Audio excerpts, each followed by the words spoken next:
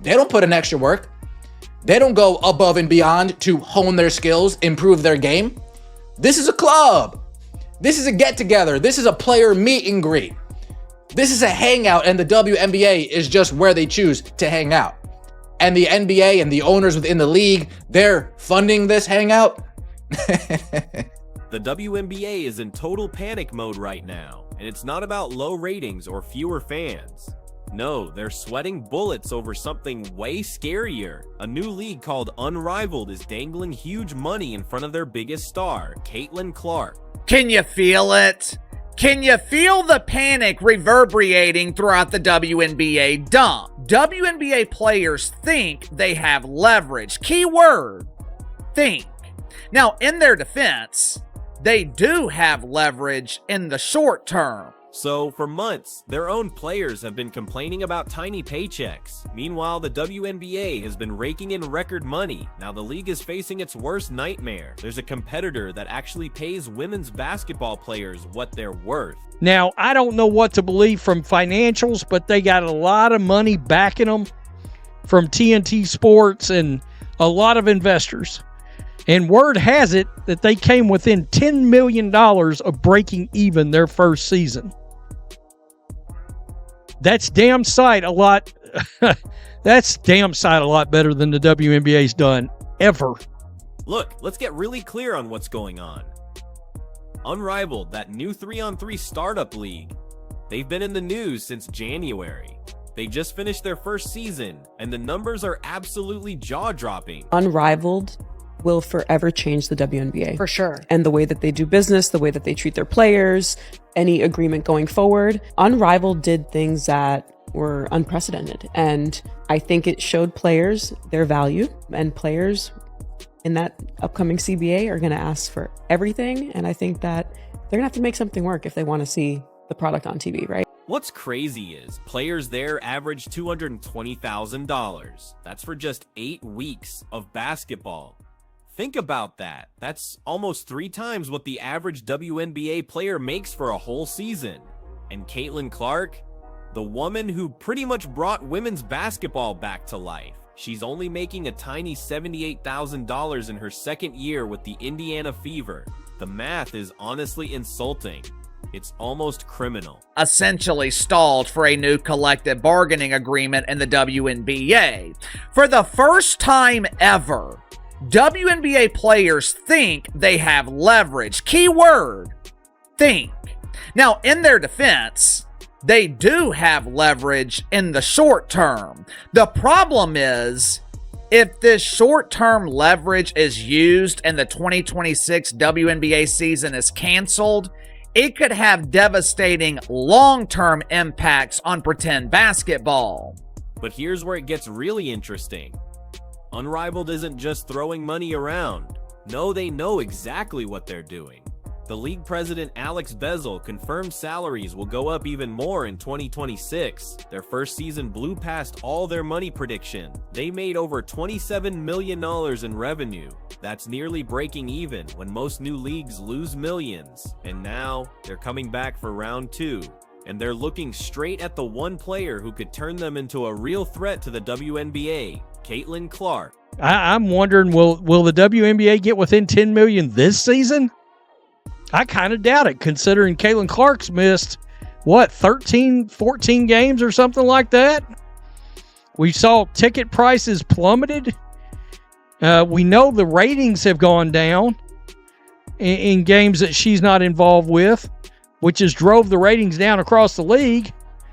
So I don't know. The desperation from WNBA players is totally obvious. During the 2025 All-Star Game, every single player walked out wearing black t-shirts. They said, "Pay us what you owe us." More than 40 players had a really heated meeting with league officials. That's the most ever. They just opted out of their current contract too. Now they're demanding huge raises, $45 million salary caps per team, and individual salaries up to $1 million. But here's the kicker. They're asking for this from a league that just lost $40 million, and that was their most successful year ever. In the All-Star Game, wearing "Pay us what you owe us" t-shirts. WNBA players whose salaries are subsidized by the NBA wear t-shirts declaring Pay us what you owe us. They must have thought this was a great idea. Oh, folks, we're really going to stick it to the owners. We are really going to stick it to the league. We're going to walk out in solidarity with a t-shirt that says, pay us what you owe us, and then they'll have no choice but to pay us what they owe us. Now, my question is, what exactly? The timing for Unrivaled to strike couldn't be more perfect. WNBA players are basically begging for scraps. They're with a league that's just bleeding money.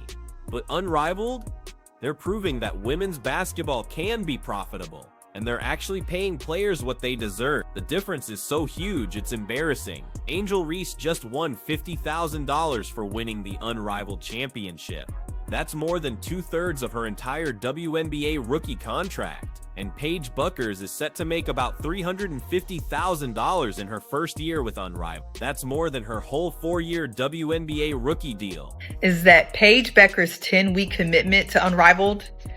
10-week commitment, 10 weeks to Unrivaled. She will make more in that first year than she will in the WNBA, where she's only projected to make $78,000. And I know there's still some haters, some unbelievers mad that women decided to bet on themselves, make this startup that is already putting the foot on the gas, right? Already making the WNBA look bad. I understand that. And they're wondering how they're paying for it. Well, Unrivaled made $1 million in ticket sales this year. Unrivaled made over $1 million in merchandise sales this year. And that's not even counting like the jersey stuff. And now, imagine this scenario. Caitlin Clark signs with Unrivaled for their 2026 season. Suddenly, this new league has the most marketable player in women's basketball. She's a proven star who can fill arenas and crash streaming platforms. But what if it doesn't stop there? What if Unrivaled decides to go from 3-on-3 to full 5-on-5 basketball? They've already dropped hints. Executives have talked about bigger arenas and changing formats for future seasons. So picture this. Unrivaled 2027. It's now a full 5-on-5 league. It features Caitlin Clark, Angel Reese, Paige Buckers, and another major star who's sick of being underpaid by the WNBA. They're playing in NBA arenas, broadcasting on TNT. They're paying salaries that actually show what these athletes are worth. Meanwhile, the WNBA is left with whoever couldn't get a better offer. They're playing in half-empty arenas while their former stars are filling Madison Square Garden just down the road. Alex Brazel, the co-founder of the 3-on-3 Women's Basketball League, composed of exclusively WNBA players, told Front Office Sports that the league has signed nearly 90% of its player pool for the 2026 season. Quote, "We have a few spots left open to fill, and then we're pretty much ready to go." And the worst part of this whole situation, the WNBA had every chance to treat Caitlin Clark like the superstar she is, a superstar who could save their whole league. Instead, they let their own players turn her into a punching bag. They just watched as veterans cheap shot at her. They let them talk trash about her popularity. They even made her apologize for bringing attention to their league. It's the most backward business strategy in sports history, actively sabotaging your biggest draw, all because you're jealous of her success. I've been telling y'all this. The league doesn't like Unrivaled. I'm tired of going back and forth with people that's no business would want you to work for them and then basically replicate their business and try to make it better and all that type of stuff. No business does that. So it baffles my mind how a lot of y'all sit back and think, oh, the WNBA loves Unrivaled. No, they don't.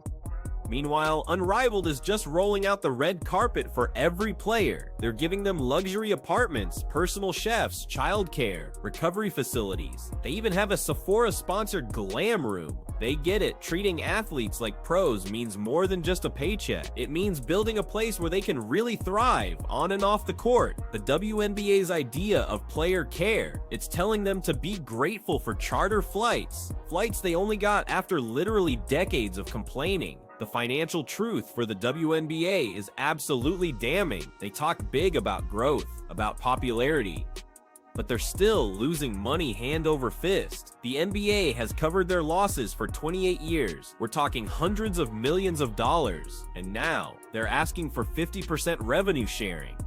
But they only own 42% of their own league. They sold majority control just to keep the lights on. And now they want to negotiate like they're running some profitable business. Compare that to Unrivaled's plan.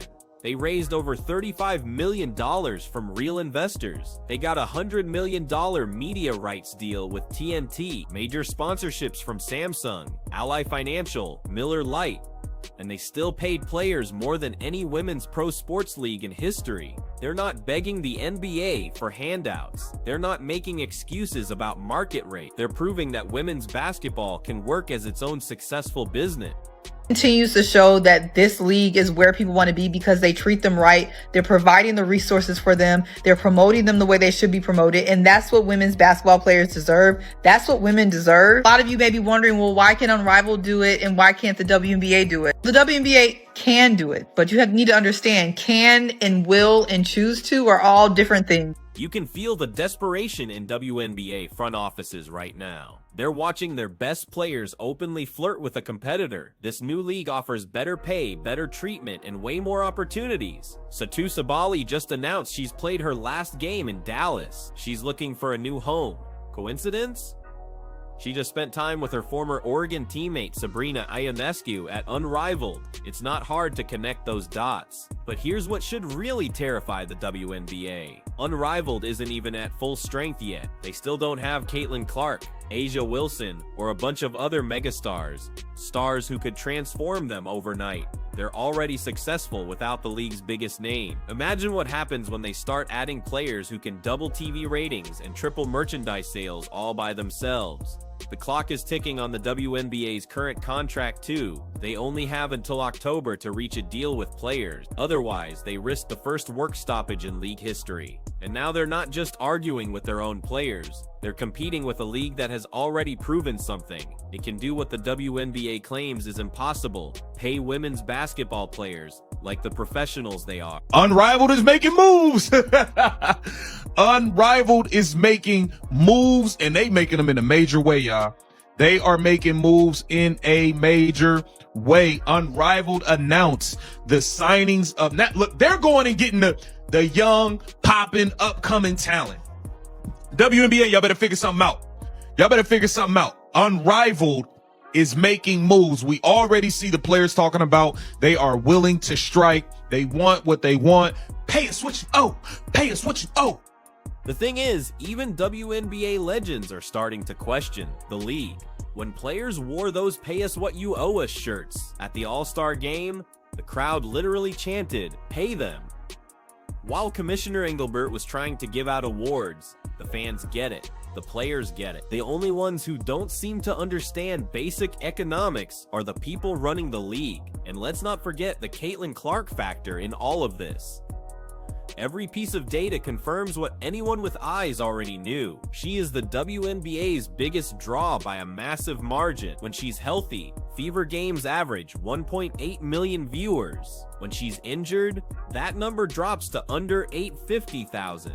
That's a 53% decline. That should have every WNBA executive in emergency meetings. She's not just popular, she's irreplaceable. So when Unrivaled comes calling with an offer that dwarfs her WNBA salary, what's her incentive to stay loyal to a league that treated her like a villain? The WNBA spent her entire rookie season letting veterans physically and verbally abuse their own golden goose. Then they acted surprised when people suggested she might be better off somewhere else. It's organizational malpractice on a level that would get executives fired in any other industry. Now, the WNBA has allowed players to play in off-season leagues for however long because they know that they are not paying them high enough salaries.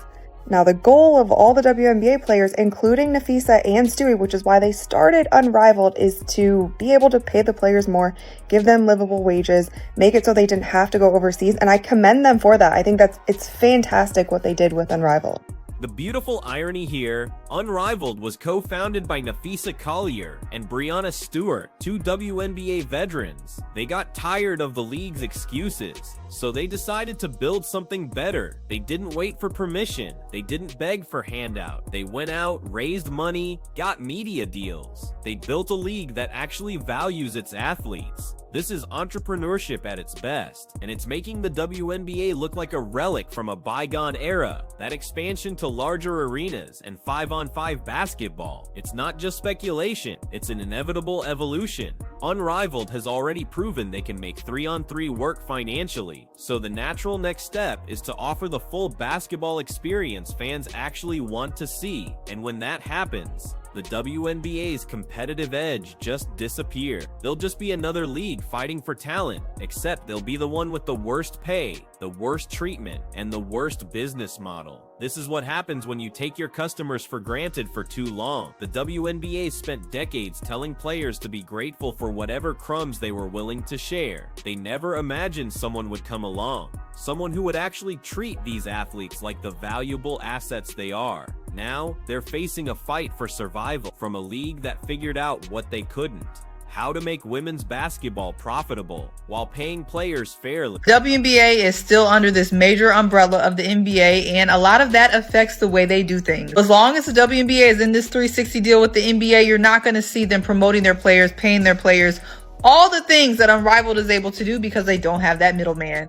So here we are. The writing is absolutely on the wall, and it's written in dollar signs. It adds up to everything the WNBA has failed to give for almost 3 decades. Unrivaled isn't just offering more money, they're offering respect, equity stake, a business model that grows because of success, not despite it. They're showing the world what the WNBA could have been if it was run by people who actually understood the product they were selling. They had the greatest gift any sports league could ever ask for: a superstar who could carry an entire sport on her shoulders. And they let petty jealousy and bad management turn her into a problem. Meanwhile, Unrivaled is building the future of women's pro basketball, one well-paid athlete at a time. The real question isn't if Unrivaled will keep growing and compete with the WNBA. The question is whether the WNBA will even exist in its current form.